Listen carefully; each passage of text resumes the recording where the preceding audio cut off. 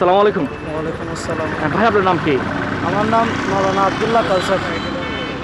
কাউসার ভাই, তত্ত্বাবধায়ক সরকারের আমলে দেশ কেমন চলছে বলে আপনি মনে করছেন?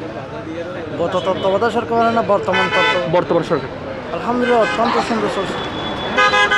এই অবস্থা যদি চললে, যেভাবে একটা সরকার প্রশাসনিক বিভাগের মধ্যে যেভাবে একটা দুর্নীতি এবং সমস্ত দুর্নীতি যেভাবে নাকি মুক্ত হয়েছে, এখন প্রশাসন বিভাগের মধ্যে মোট কথা আমি জানতে গেলে 17-এর মধ্যে 80% দুর্নীতি মুক্ত হয়ে গেছে।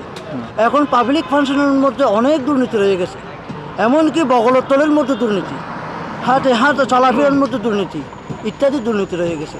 কিন্তু বর্তমান অবস্থান মতো অন্তর্বর্তীকালীন সরকারের যারা দায়িত্বশীল আছে বর্তমান, তাদের দায়িত্বশীলের মধ্যে দায়িত্ব পালনের মধ্যে অত্যন্ত শান্তি, অত্যন্ত সুশৃঙ্খল দেখা যাচ্ছে।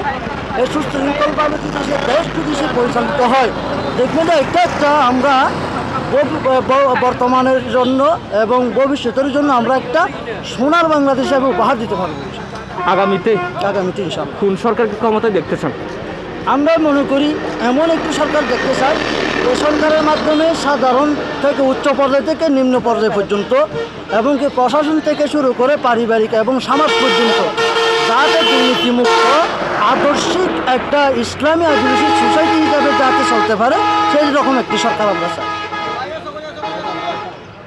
বিএনপি নাকি কোনো ইসলামিক দল, কোন দলকে দেশের মানুষ ক্ষমতায় দেখতে চায়? মোট কথা, যে দলের মাধ্যমে আমরা দুনিয়া এবং আখিরাতের কাম্য করতে পারি, কল্যাণ করতে পারি, এমন একটি দল চাই যে দলের মাধ্যমে মোট কথা হলো সামাজিক থেকে পারিবারিক থেকে একেবারে সংবিধান পর্যন্ত যাতে আল্লাহর আনুগত্য মতে 35 পারা কোরআন মতে যে সংবিধান পরিচালিত হবে, সেরকম একটি দল আমরা চাই।